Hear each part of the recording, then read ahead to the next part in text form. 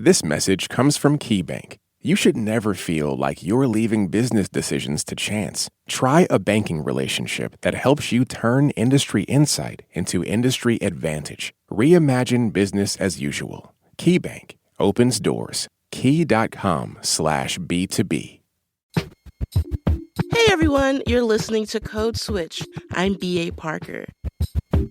And today I'm joined by Graham Lee Brewer, who covers Indian country for the Associated Press. Hey, Graham. Hey. All right, so what do you have for us today? I want to talk about Indigenous knowledge and education and the small network of tribally led colleges across Indian country.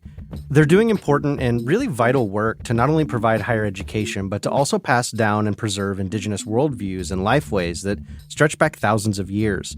And to illustrate all of this, I want to take you to a very special garden on the Fort Berthold Reservation in North Dakota. It's called the Four Sisters Garden. All right, Graham, take us there. Support for this podcast and the following message come from Indeed. Hiring isn't just about finding someone willing to take the job. You need a person with the right background who can move your business forward. Spend more time interviewing candidates who check all your boxes with Indeed Sponsored Jobs. Receive a $75 sponsored job credit with Indeed Sponsored Jobs at Indeed.com/codeswitch. Terms and conditions apply. Hiring? Do it the right way with Indeed. This message comes from Charles Schwab. When it comes to managing your wealth, Schwab gives you more choices, like full-service wealth management and advice when you need it. You can also invest on your own and trade on Thinkorswim. Visit schwab.com to learn more. This message comes from Whole Foods Market. Get Thanksgiving ready with quality and savings at Whole Foods Market. Their 365 brand offers great prices and the high standards you count on. Prime members can pick up no antibiotics ever turkeys starting at just $1.49 a pound. Complete your feast with classic sides. Think mashed potatoes, condensed soups, and fresh organic produce like green beans, mushrooms, and carrots. Shop low prices and high quality in store or online. Terms apply. This message comes from Mint Mobile. Starting at $15 a month, make the switch at mintmobile.com/switch. $45 upfront payment for 3 months. 5 gigabyte plan equivalent to $15 a month. Taxes and fees extra. First 3 months only. See terms.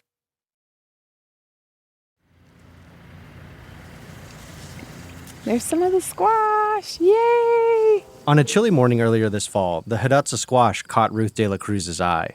They usually look kind of like a pumpkin, and the meat is really a dark, rich orange color and sweet flavor. Ruth is the head of the food sovereignty program at Nueta Hidatsa Sahnish College. I like it a lot. Which owns and operates the garden as part of its agriculture department. The Hidatsa squash came from a seed bank Ruth is building. There's people who have seed, and so it's just a matter of getting them to share seed. She and her assistant, Tiana Du Bois, have been tracking down seeds from anthropologists and professors and tribal elders over the last couple years.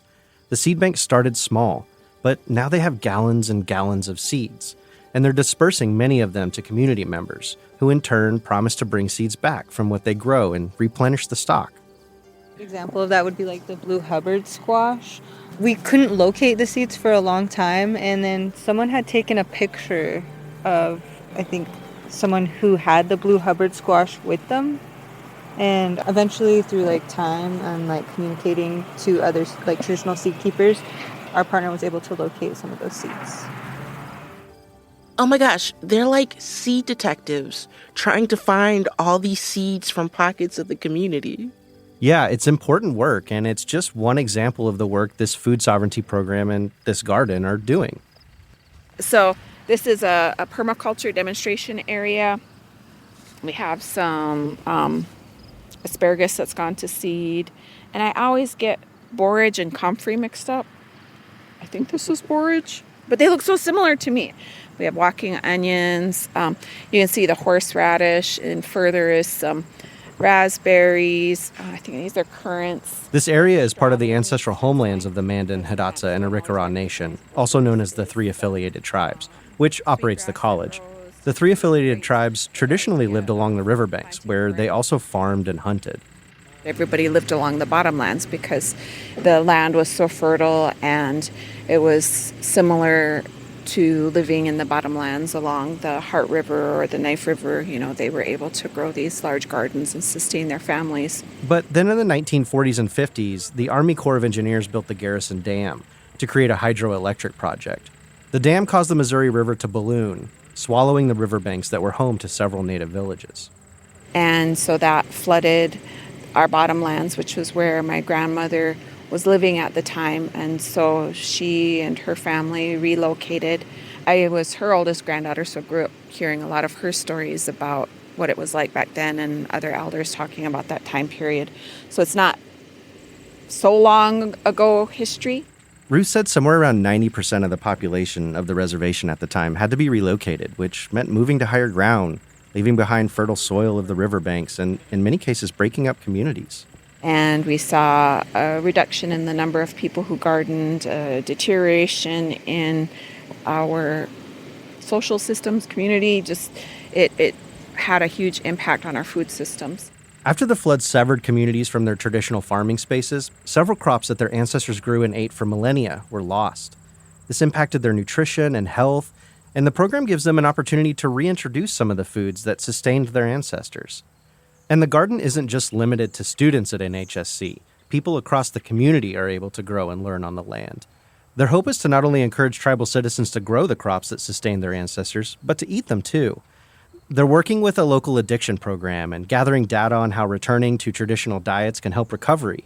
And they want to put that food in Head Start programs and elder care facilities. It's satisfying, but sometimes it's kind of overwhelming because, like we were talking about, the gaps in knowledge of the traditional gardening practices, and then there's that whole reacclimation of our palates. So getting people to eat the food, it's a lot different than what we have available in the grocery store. So our corn isn't going to taste the same as super duper sweet corn. And you see that sometimes on the label, like extra sweet corn.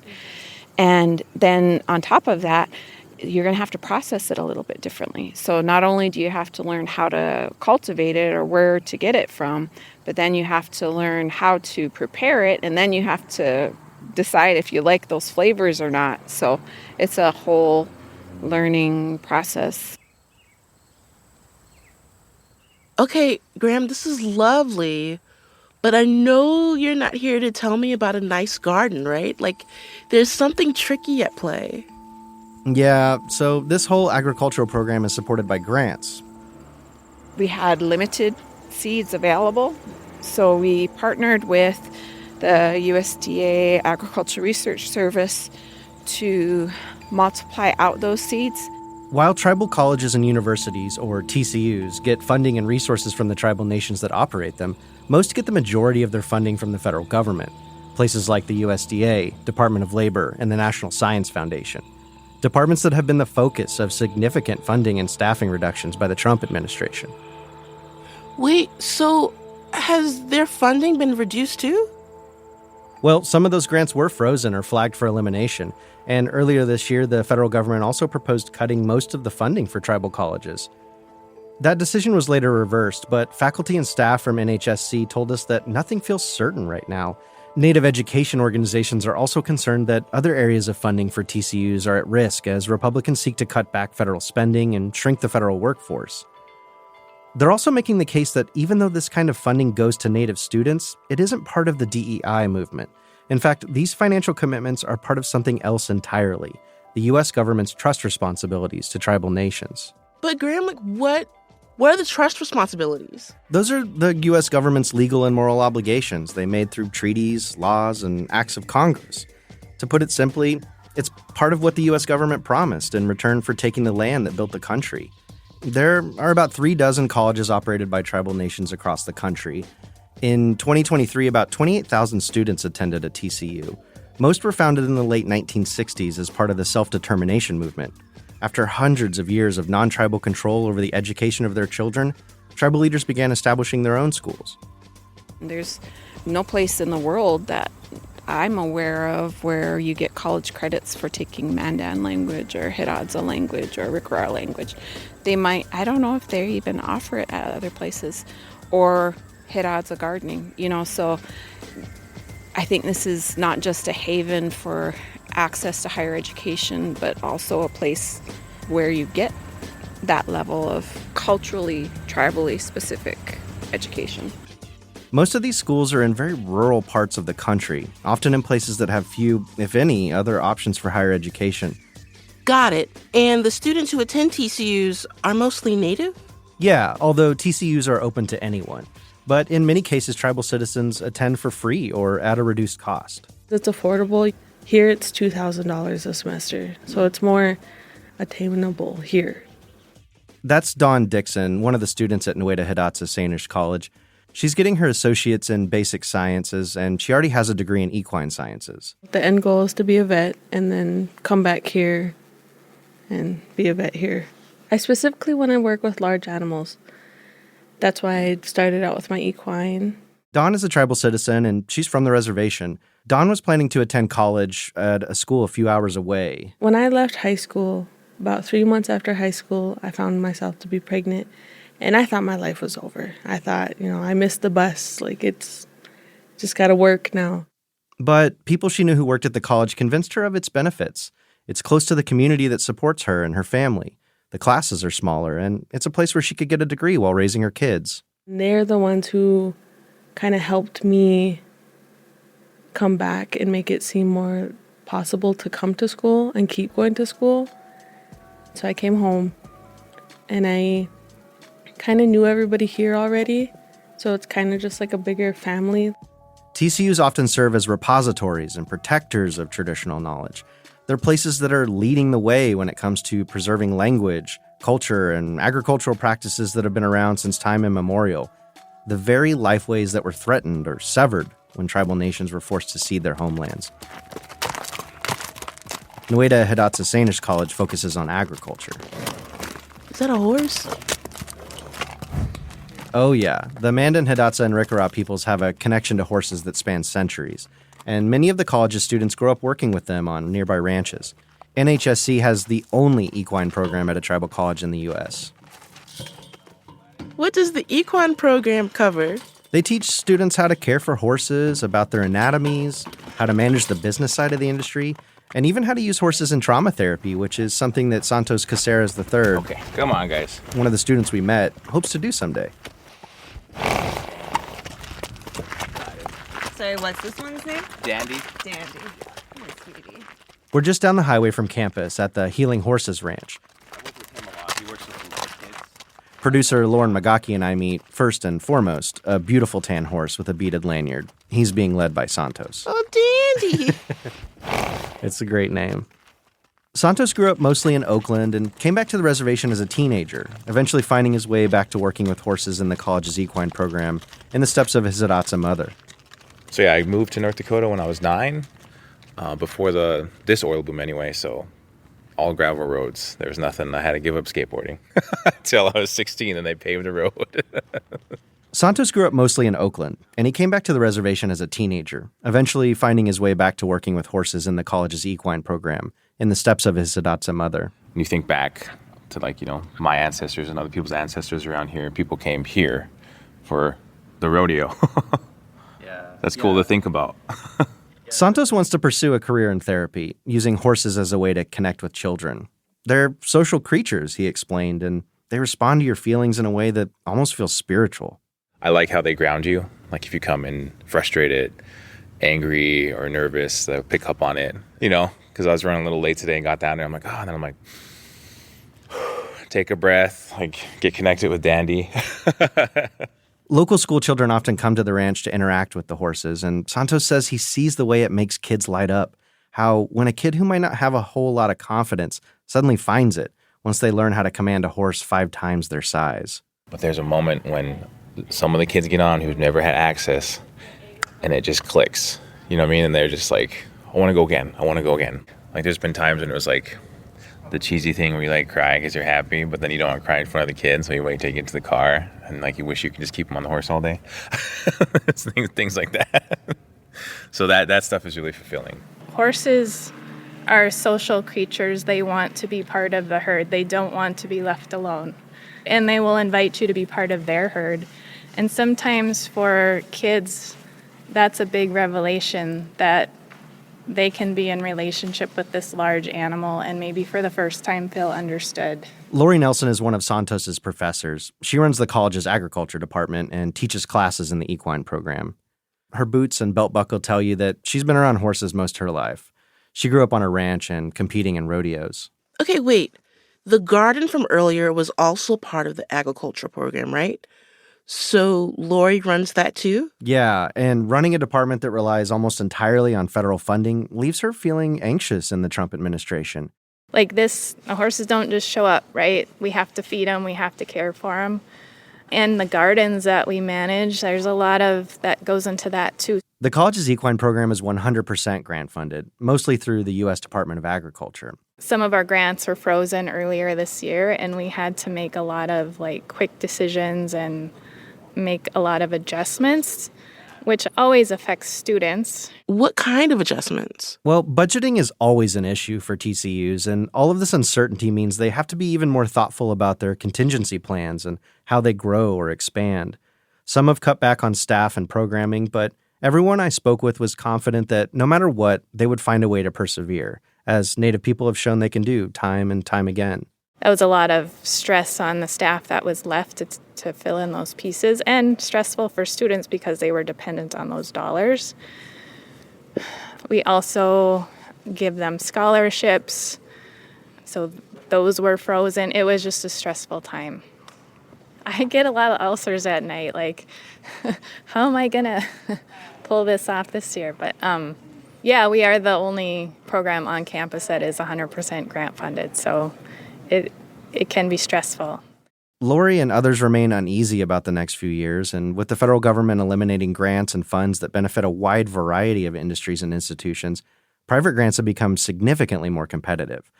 Programs within the USDA to diversify agriculture also came under fire from the Trump administration's purge of diversity, equity, and inclusion, which meant scholarships and internships for students in the program, which paid students to help care for the horses and maintain the facilities, were also frozen. So, Graham, I'm wondering how schools like Nueta Hidatsa Sahnish fit into President Trump's broader educational priorities. I mean, I know one of the administration's priorities has been to cut funding for anything DEI related. But you mentioned earlier that doesn't apply here when it comes to tribal nations. Right. These federal dollars are not based on race. Tribes and tribal nations, we occupy a different space. We're not within DEI spaces. That's Twyla Baker, the college's president. Twyla is a really well-respected academic and leader in Indigenous higher education. She was born and raised in Newtown, and she attended NHSC when it was known as the Fort Berthold Community College. Federal funds for TCUs are part of the trust responsibilities that we talked about earlier. We are a nation-to-nation relationship that we have with the federal government, and therefore we want to make sure that we are urging them to live up to all of those responsibilities. We prepaid for all of this. Twyla has spent the last few months in a state of worry after President Trump's big, beautiful bill proposed cutting funding for TCUs by nearly 90% earlier this year. She'd been wondering what the future holds for her institution and the community it serves if the federal government fails to hold up its end of the bargain and pulls funding for the college. We want to ensure that we are honoring treaty and trust responsibility, and I believe that also is true for those students who attend non-TCUs. There is a guarantee, a promise of education. Then in September, the U.S. Department of Education surprised many, including Twyla, when it announced that it would increase federal funding to TCUs by 109%. There are still some big unanswered questions about how the Trump administration will allocate those federal dollars over the next few years, not to mention how downsizing of federal employees who facilitate trust responsibilities, like at the Department of Education, for instance, will impact the government's ability to honor them. We saw similar battles play out in other areas of Indian country, like the Indian Health Service, where there were these massive cuts that were later clawed back. It's a nerve-wracking situation to be in, but Twyla said her job is to stay positive.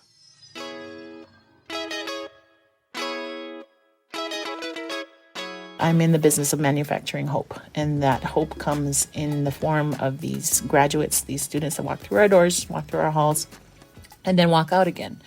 with these weapons of our oppressors, the diplomas, the credentials, and we've empowered them, and they empower us right back.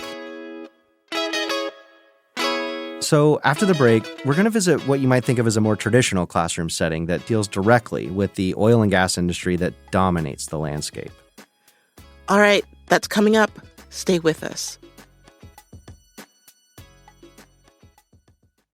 This message comes from Babbel. Babbel's conversation-based language technique teaches you useful words and phrases to get you speaking quickly about the things you actually talk about in the real world, with lessons handcrafted by over 200 language experts and voiced by real native speakers. Start speaking with Babbel today. Get up to 55% off your Babbel subscription right now at babbel.com/NPR. Spelled BABBEL.com/NPR. Rules and restrictions may apply. This message comes from Scholastic with The Free State of Jax by #1 New York Times bestselling author Jennifer A. Nielsen. Brimming with mystery and intrigue, this charmingly quirky and heartfelt coming-of-age story follows the journey of a boy fighting for his freedom and a place to call home. The Free State of Jax by Jennifer A. Nielsen is available now wherever books are sold. This message comes from Babbel. Babbel's conversation-based language technique teaches you useful words and phrases to get you speaking quickly about the things you actually talk about in the real world, with lessons handcrafted by over 200 language experts and voiced by real native speakers. Start speaking with Babbel today. Get up to 55% off your Babbel subscription right now at babbel.com/NPR. Spelled BABBEL.com/NPR. Rules and restrictions may apply. Parker. Graham. Code Switch. We're talking with reporter Graham Lee Brewer about tribal colleges and universities, and Graham has been taking us to one college in particular, the Nueta Hidatsa Sahnish College in North Dakota. So now we're headed over to the science lab to meet Dr. Carrie Hartman, who founded the college's environmental science department. Carrie is energetic, funny, and he comes off as perpetually busy. When we first approached him, he only had a few minutes for an interview. As far as being on mic, 5 minutes maximum, maybe 3 minutes.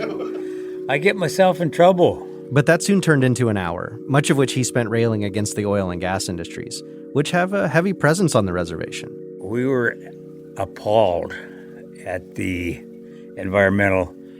Usually I say raping and pillaging, so I'll just go with that. Carrie's passion is hard to contain. He has a deep love of the natural land and an even deeper distrust of the extraction industry that reshaped it. Okay, North Dakota, I think I have an idea.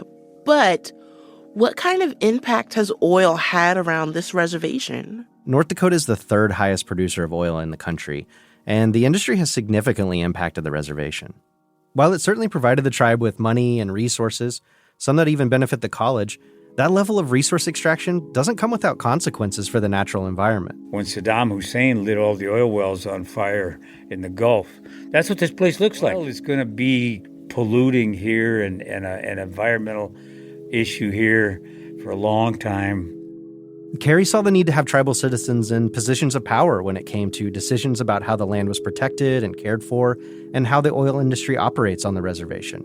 It was a major factor in his decision to establish the environmental science program. We've had dozens and dozens and dozens of outstanding tribal member students who became and now are tribal member employees. Carrie said several graduates of the college are now working in the state's environmental division, the natural resources department, and in water quality. Indigenous people providing indigenous perspectives in departments that affect tribal citizens in countless ways. Those kinds of job opportunities are great. Yeah, they're what colleges do, right? Yeah. But for many TCU students, there's this added incentive. Getting a degree from a tribal college is also a chance to learn directly from the community. At NHSC, for example, the collective memory of the community, it permeates every facet of the college's programs. And that's often done by linking elders with students and creating an environment where culture is, baked into the education system. That sounds lovely. Working with the tribal community is an aspect of the college that students cited again and again as a main reason they wanted to go to school there. And to really drive home how central these concepts are to TCUs like NHSC, I want to take you to the department that every professor, faculty member, and student we spoke with said we had to visit.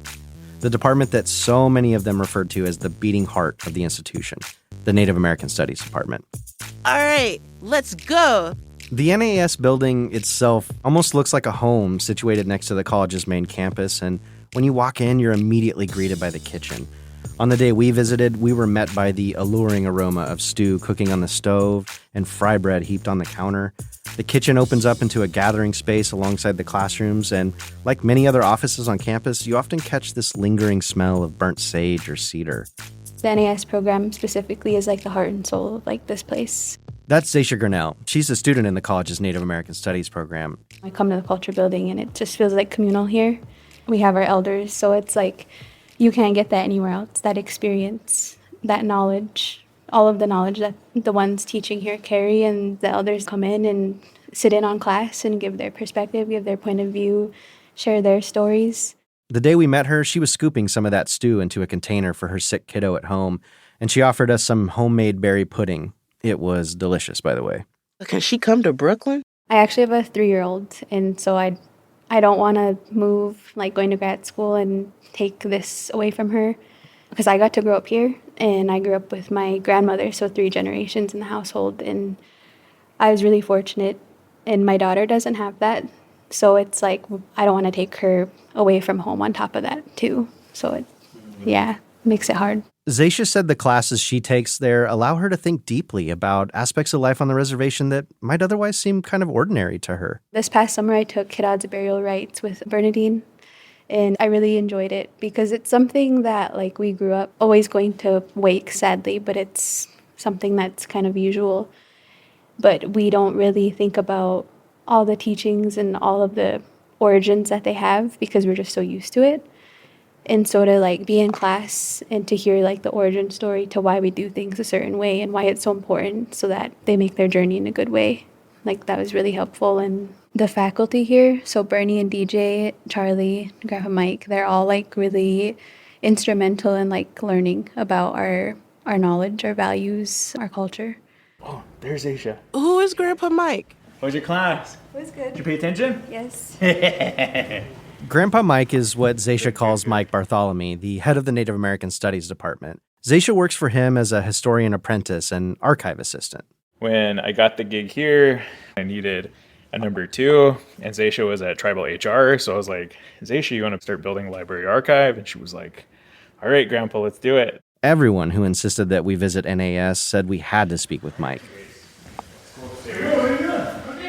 Mike is super passionate about the revitalization happening at the college. He exudes an ambitious kind of energy, and he always seems to be smiling. So this whole office space, well, it's going to be an office space. We've just kind of like transitioned to everything. It used to be like really junky in here, but it's actually space enough where I'm going to put my 6 historian apprentices. It's exciting. For Mike, his department is not just a place to get an education for a future job. It's a place to reclaim the traditional ways of passing down knowledge that were disrupted by colonization. Nowadays, not everyone is lucky enough to hear oral histories in their homes or learn their language from their elders. And Mike says that the college is trying to bridge that gap.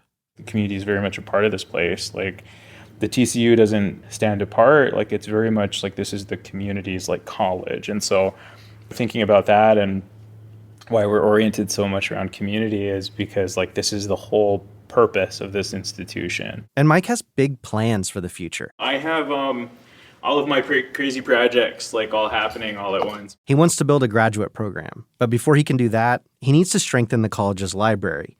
He wants to make it a repository for Mandan, Hidatsa, and Arikara knowledge that a graduate researcher could rely on to do great things. What does he need to make that happen? Well, he needs safeguards on that kind of knowledge. For generations, anthropologists, linguists, archaeologists, historians, and a slew of other professors went into Native communities and extracted data for the benefit of their own careers, rarely ever returning that important information. Information that sometimes was never recorded otherwise to the people they took it from. So for Mike and other Native professors like him, Indigenous data sovereignty is a vital concept to building an archive. Yeah, I remember we talked about this on one of our other episodes. Part of the United Nations Declaration on the Rights of Indigenous People Indigenous data sovereignty is the concept that Indigenous people should have agency over the collection, ownership, and application of their own data. And it's so interesting because sometimes you do have like relatives that are like so ready to like give you something. And then when I start talking about parameters for access, they have to take a moment. They have to think like, well, how should we use this? Like, who should have access to this? And he wants people today to think about what future generations will want to know about this time and how that information might enrich them. It's a conversation he's starting with the next generation, a living archive that he hopes will long outlive him. The mark of a great society is a society in which the elders plant trees, right? The shade of which they know they will never enjoy. The fruit of that tree they know they'll never taste. And that's like long-term investment. That's like what you have to think about when you build archive, when you build repository, when you build systems that may not benefit us today, but they're going to benefit those that are to come. And that's like really thinking indigenously. That's really thinking like Native people. I see the revitalization happening in real time, and that's what really kind of restores me in order to be able to go back to DC for the umpteenth time, or, get on another call or things like that. Parker, I want to go back to Twyla Baker, the college's president, one more time. Okay. When we last spoke with her, she had recently returned from another trip to Washington, D.C., where she was lobbying for those federal dollars that finally came through. We have to be kind of statesmen on top of being presidents and administrators. She said that she's of course grateful for the money, but she wonders how much work she could get done back at home if she wasn't having to constantly fly to the Capitol and remind the government of its responsibility to tribes. The college is currently undergoing a complete rewiring to update its connectivity, and classes have been moved all over campus. Some professors are teaching out of the cafeteria. There's no shortage of things that need her attention. It's part and parcel to the relationship that Native people have had with the United States government since the beginning of time. And, we're small, but I like to think that we're mighty. Also resilient against our will. The shade. The shade. Yeah, that constant re-education of lawmakers and federal officials, not just about the needs of Native communities, but the U.S.'s moral and legal responsibilities to meet them, is something that many tribal leaders say never really goes away. But when she sees the squash growing in the college's garden, or she hears the students learning to speak their languages on campus, it reminds her of her elders and her ancestors and all they did to carry that forward so that her generation and the next can keep them alive. They carried a dream. They carried our languages under their tongues. They carried them close to their heart. They carried these knowledge systems with them and protected them to bring them forward to us. So I feel as if I have a responsibility to do the same and continue to vision and continue to dream for our young people.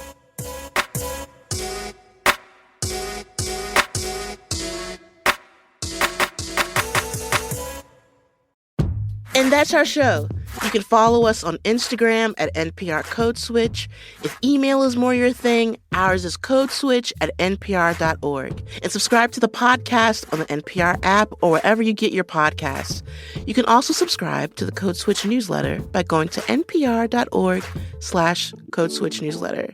And just a reminder that signing up for Code Switch Plus is a great way to support our show and public media, and you'll get to listen to every episode sponsor-free. So please go find out more at plus.npr.org/Code Switch. This episode was produced by Lauren Magaki, Jess Kung, and Christina Kalla. It was edited by Leah Donnella and Jess Kung. Our engineer was Jimmy Healy. And a big shout out to the rest of the Code Switch Massive: Xavier Lopez, Dahlia Murtada, Virlin Williams, and Gene Demby. And shout out to Dandy and Gladys, the coolest horses on campus. And to Charlie, Mike, Lori, Ruth, and all the other professors who were so generous with their time and knowledge. I'm B.A. Parker. And I'm Graham Lee Brewer. Hydrate. Donan Dogahi.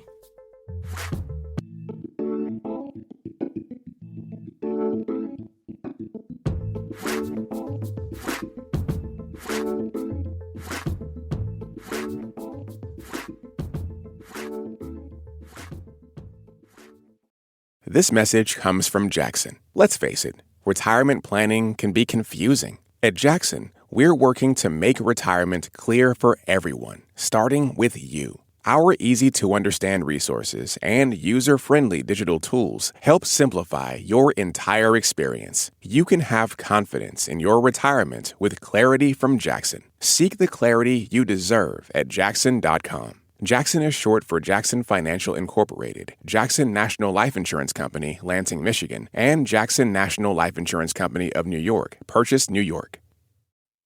This message comes from Jerry. Are you tired of your car insurance rate going up, even with a clean driving record? That's why there's Jerry, your proactive insurance assistant. Jerry compares rates side by side from over 50 top insurers and helps you switch with ease. Jerry even tracks market rates and alerts you when it's best to shop. No spam calls, no hidden fees. Drivers who save with Jerry could save over $1,300 a year. Switch with confidence. Download the Jerry app or visit jerry.ai/NPR today.